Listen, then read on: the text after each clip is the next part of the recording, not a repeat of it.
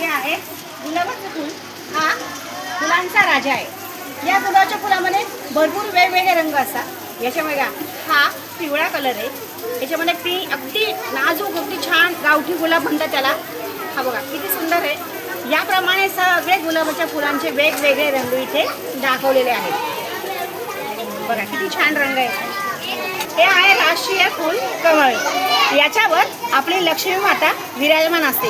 याच्यामध्ये 2 कलर असतात, एक लाल आणि एक डार्क लाल आणि हा एक पांढरा कलर. हे सर्वांच्या परिचयाचं जास्वंदाचं फूल आणि गणपती बाप्पाला अतिप्रिय. याच्यामध्ये पण वेगवेगळे प्रकार असतात. हे आहे शेवंतीचे फूल. याच्यामध्ये पिवळा कलर पण असतो आणि जेणेकरून याची वेणी बनतात आणि देवीला आपण हे जास्त करून प्रिय असतं. आपण देवीला हा आहे झेंडू. हा पिवळा झेंडू आणि हा ऑरेंज झेंडू.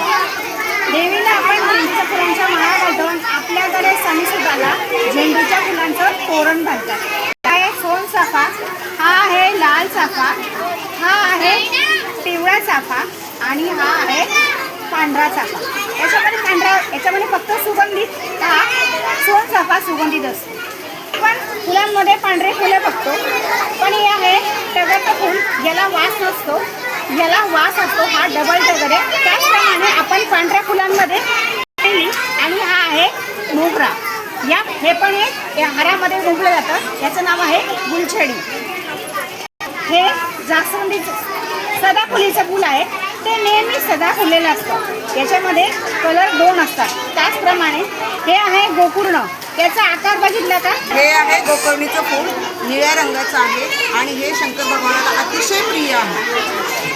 मधुमालती. याचा वास पण खूप छान आहे. हे सुद्धा वेगवेगळ्या रंगाचे असतात.